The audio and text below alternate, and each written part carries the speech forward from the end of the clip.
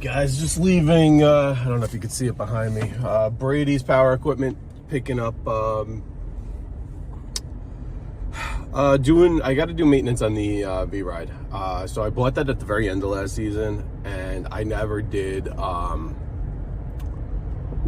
like a beginning of the season maintenance on it. So it has like 40 something hours out on it. It's already had one oil change. So I was like, do I want to, I bought it at the very end. I did the whatever 10 hour 15 hour oil change, the initial oil change, and then I was like, do I want to even bother with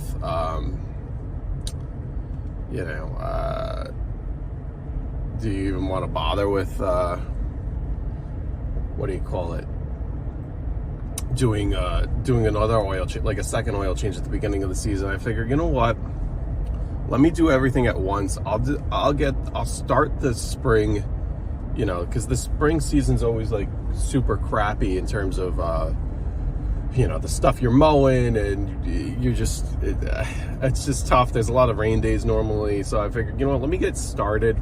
I'll do a month. I'll wait for all the crazy grasses to die down, all the garbage that's in the lawn to kind of filter out, and then I'll get this thing going. We'll do oil change, we'll do blades, filter, obviously, that kind of stuff. We'll do that. I said to myself sometime in May, and the blades, I think, definitely need to be sharpened. So I got to do that.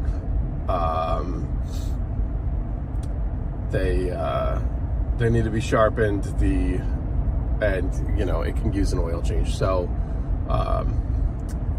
might do that today. Worst case, there's a lot of rain this week. We'll definitely do that later in the week, if not today. So that's that. I picked up, it was $36, but I did pick up an extra quart of oil. So I don't know how much it would have been. It was probably, I think those are I bought it at a power equipment place, so I'm sure they're upcharging a bunch. So it was probably like $10, $11 a quart rather than $6 to $8 at a somewhere else, but whatever. So it probably would have been like $26, $25, somewhere around there to do for the oil change and filter, and or not oil change, for the oil and filter. But yeah, today's plan, I got to go down. It's Saturday morning. What's that, May 11th? I got to go down to the Southern Putnam, Northern Westchester properties, knock those out. I was debating, but I already bought the stuff for it, although I could always save. I was debating actually having them do a service, but I don't know how backed up they are. Just so they could grease everything, and I got to look at all the grease points. There's so many grease points on this V-Ride.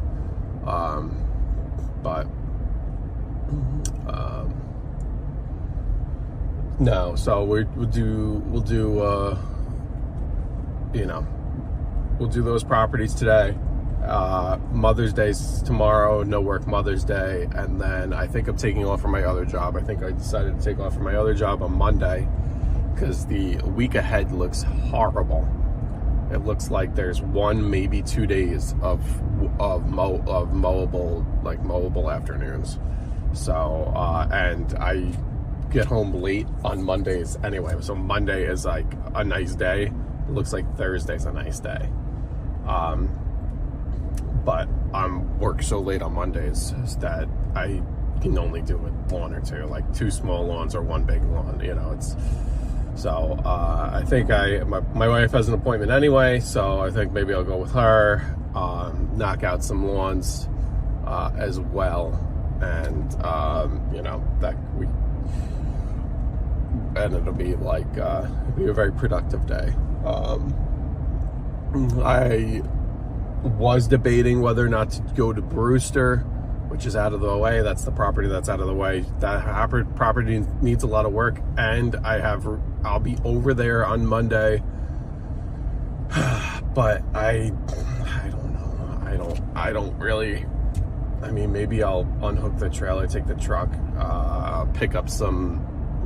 I was just gonna pick up a little more mulch. I just hate.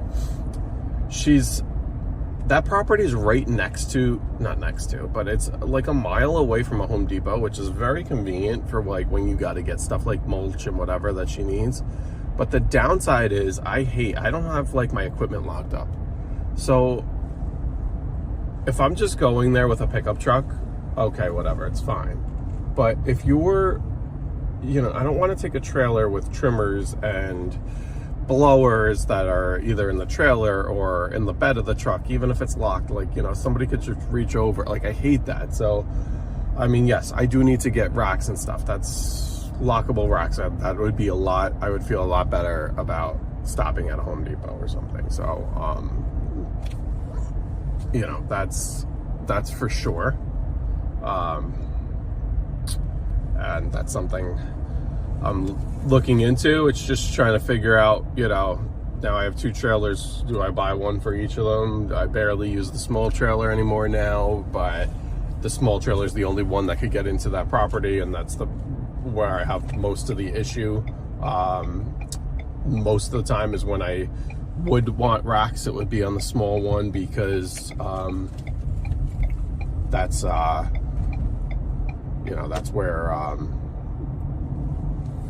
where it's the only trailer that can get into this lady's house, into her driveway.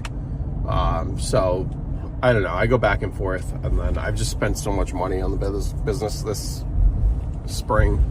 But part of me is like, those racks, like, individually, they're not terrible in terms of how they're priced, but they get freaking expensive quick, especially if you need, you need a trimmer, you need trimmer racks, you need blower racks at a minimum, right? So that's 2 racks. And if you get them for each trailer, that's 4. And then, you might as well get one for fuel cans. And then you just start going and going. And then all of a sudden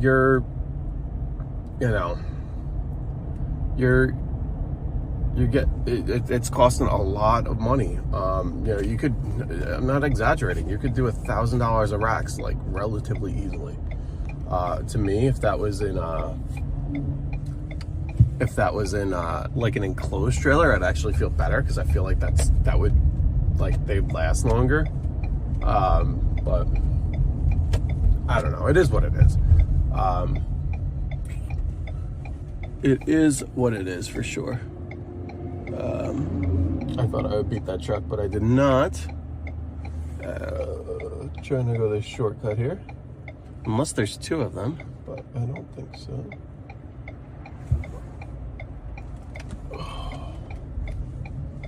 The thing about these EV cars are the hills suck so much fuel out of them, or so much juice out of them, I should say. And then I need to, I was going to go this morning. My local Tractor Supply is far. It's about 25 minutes away. 25 minutes away. But I need to get some fertilizer, stuff like that. I need to get a hitch pin for the hitch that's going into the tractor ballast box. So that's cool. I got to get one of those.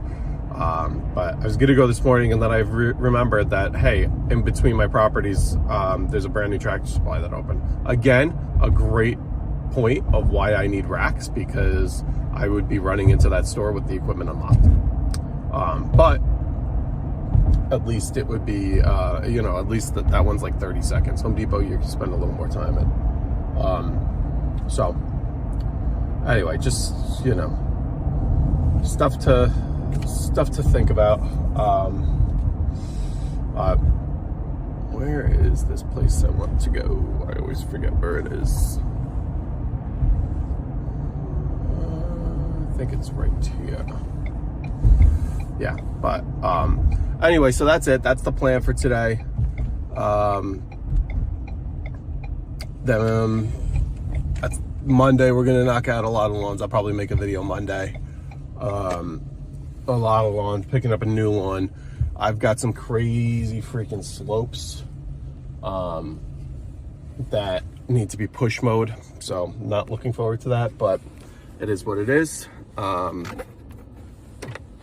It is what it is. So that'll get done all on Monday, and then or actually one of those might get done Thursday, but we'll see. Anyway, have a great day, guys.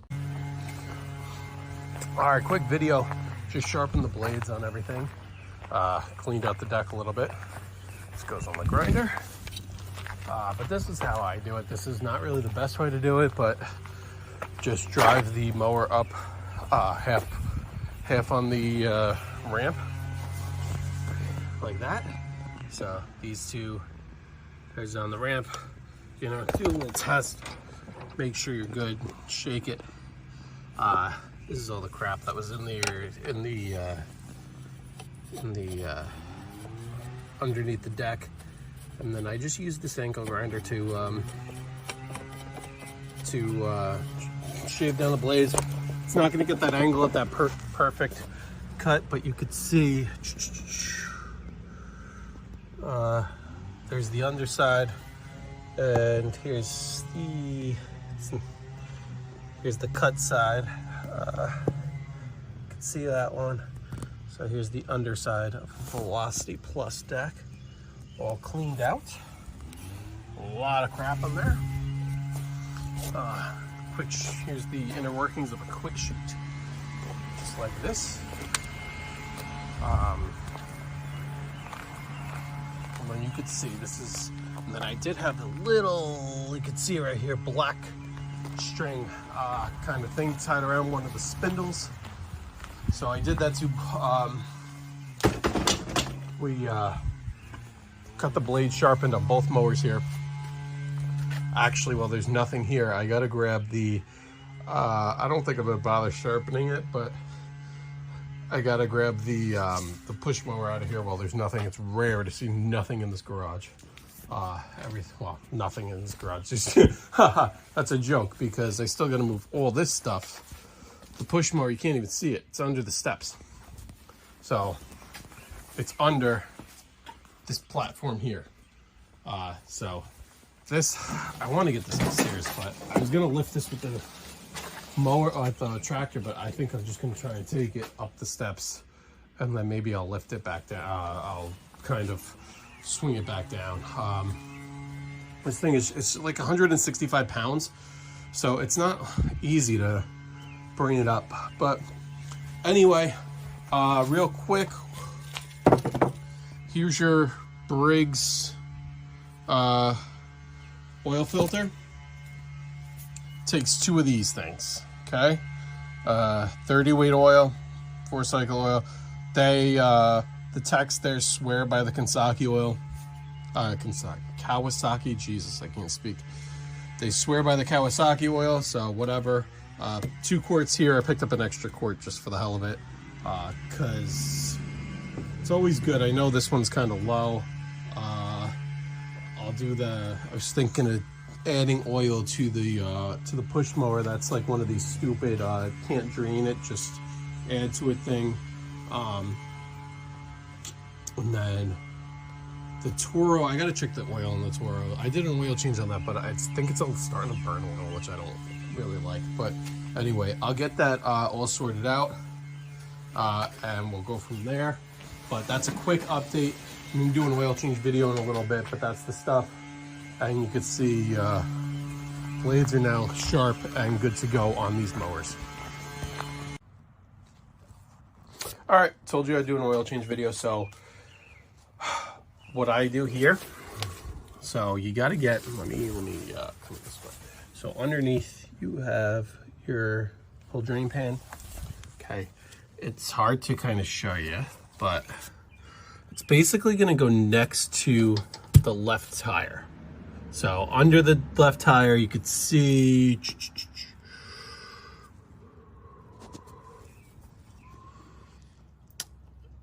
if I just try and focus it, you could see there's a little tube draining, and that little tube is right here.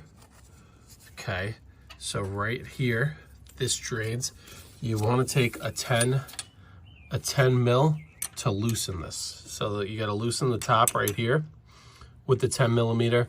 I'd use a wrench over a socket because even my smallest one here, it's, unless you got like a kind of a right angle kind of deal, it hits this heat shield. Okay, so that's how you do it. This thing takes forever to drain. I open this up to let it drain faster. You just got to make sure you're in an environment where no dust and debris is going to get in there. Leaving the wrench here to tell myself to remember to tighten this after this finally drains. But this is going to drain forever. A slow drain. But you can kind of see, can I get a peek in there? No. Can I get a peek in here? Kind of. You can't really see it, but that's how I do it. I'm gonna let this thing drain for a little bit. Do this, squeeze this out, make sure there's no water getting through. We're gonna check on this filter. This mower, I'm not gonna show you until I, because I don't want it to prime here. Yeah, it's off. Only 48.8 hours on it. So we're right about that 50-hour mark. Pretty much as close as I can get to that 50-hour mark. So focus. That's how you do an oil change. Real simple. I'm gonna let this drain, and then right here, this is the messy part, because you really need a small little dish or something to get under here to catch whatever's in the filter. Your filter's here. And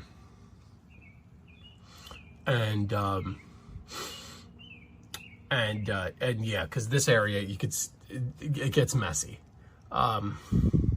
So you need a small little, small little something to catch where you put the filter on. So I'm gonna let this drain, pull the filter off, get all the crap from there. A little fresh oil you're gonna put on the gasket here. So you're gonna put some oil on the gasket around here, create a nice seal. Put a little oil in here, twist it on. You can't put too much though, because it's just gonna spill out. You gotta have a lot of rags and stuff handy. I'm gonna cover the whole bottom, the orange part, the whole bottom there, and then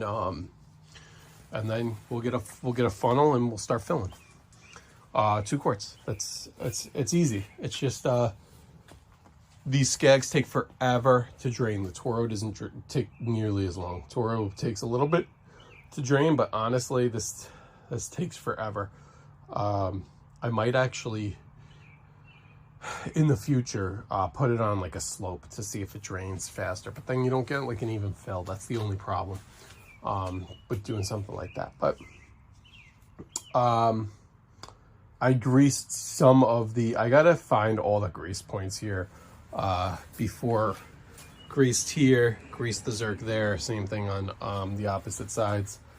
I did not do the ones in the wheels. I gotta do the ones in the front here. It's just, they're so hard to do. You gotta get like a right angle, and unfortunately I don't even know where it is. It's somewhere back here. I don't know. My grease gun is just, oh, it's over here. My grease gun's shot. I have the lock and lube on it. I don't understand, but I need a new tube of grease. I just need to start over. But anyway, I did the first oil change. It's supposed to be done at 10, but I did it a little late. It was more like 15, 18-ish hours. Now again, right around 50. So I'm just gonna say 50. It's 48.8 to be exact. I'm gonna run it for the rest of the season. Again, I'm a part-time guy. I'm not gonna put a crazy amount of hours on this.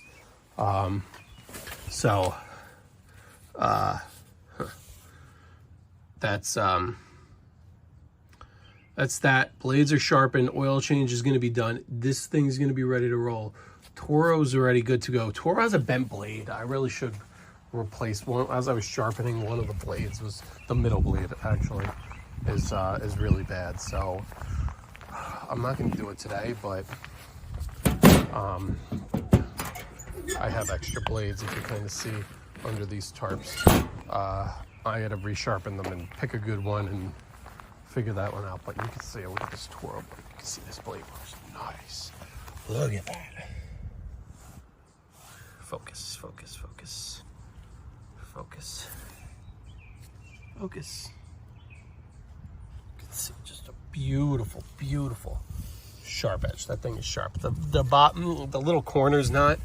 The problem is when you start sharpening them a bunch of times, if you sharpen the corner too much, you gouge a little bit out, and then when those blades spin, because they never meet. Let me put myself down here and I'll kind of explain that. They never meet perfectly, so they meet like this, which is normally good enough, but as you sharpen the edges, it kind of, I can't bend this like this, but you create more of a gap, and then you get little strands. So you get like you get lines where it's not cut right, and that's what this one's actually doing, because the middle blade is curved down. Again, this isn't I don't use that mower to cut lawns really super nice, but I do feel bad. You do want to give them the best cut as possible. So I am going to look into replacing that blade. I have a bunch of extras on hand. I'm going to clean some of this up, clean up the grasses near the trailer here. I have a pin, so I have a pin for this hitch here.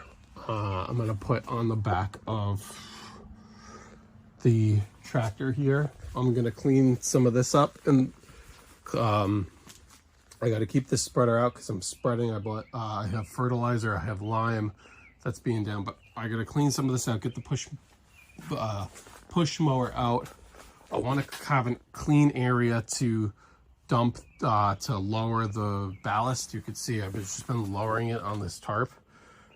Basically back it up to almost here. Oh, I put this after the fact. This guy, I'm going to take off the paddle broom.